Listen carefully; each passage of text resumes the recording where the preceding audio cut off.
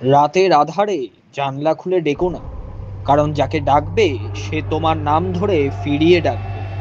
তুমি যদি ভুল করে জবাব দাও, তাহলে সে আর তোমার কানে নয়, তোমার পিঠের খুব কাছ থেকে ফিস ফিস করে বলবে, আমি তো এসেছি।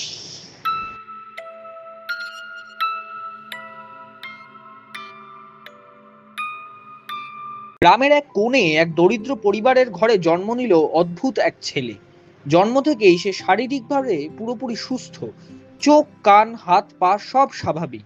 কিন্তু অদ্ভুত ব্যাপার হলো, জন্মের পর থেকে কোনোদিন সে বসেনি, হাঁটেনি, এমনকি বিছানা ছেড়েও ওঠেনি। সব সময় শুধু শুয়ে থাকতো। গ্রামবাসী প্রথমে ভেবেছিল ছেলেটা হয়তো অসুস্থ, কিন্তু চিকিৎসকরা পরীক্ষা করে বললেন সে পুরোপুরি সুস্থ, তার কোনো রোগ নেই। তবুও সে উঠতে চায় না, যেন ইচ্ছাকৃতভাবে নিজেকে বিছানার সঙ্গে আটকে রেখেছে। দিন যায়, বছর যায়, ছেলেটির বয়স বাড়তে থাকে, কিন্তু তার অভ্যাস পাল্টায় না। গ্রামের লোকেরা ধীরে ধীরে তাকে ভয় পেতে শুরু করে, কারণ প্রতি বছর কয়েকটি নির্দিষ্ট দিনে, বিশেষ করে অমাবস্যার রাত, শরৎকালের পূর্ণিমা আর চৈত্র সংক্রান্তির দিন সে হঠাৎ বিছানা থেকে উঠে বসে। ওই সময় তার চোখ দুটো লালচে হয়ে যায়, মুখে অদ্ভুত হাসি ছড়িয়ে পড়ে। সে ধীরে ধীরে ঘর থেকে বেরিয়ে গ্রামের রাস্তায় হাঁটে। যারা তার পেছনে গিয়েছে তারা আর কোনো দিন ফেরত আসেনি। শুধু তাদের চিৎকার শোনা যেত দূরের বটগাছের দিক থেকে। লোকমুখে শোনা যায় ওই ছেলেটা নাকি তখন অলৌকিক কিছু কাজ করত।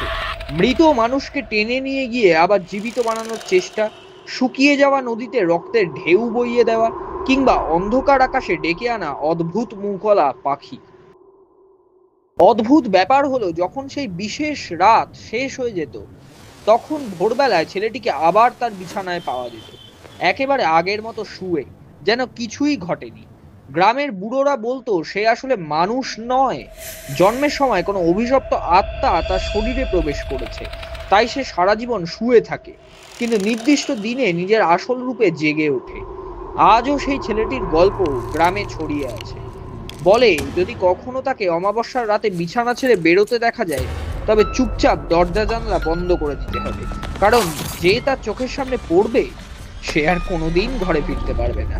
ভুতুড়ে গল্প শুনতে এক্ষুনি সাবস্ক্রাইব করো ভুতুড়ে অ্যানিমেশনকে। ধন্যবাদ।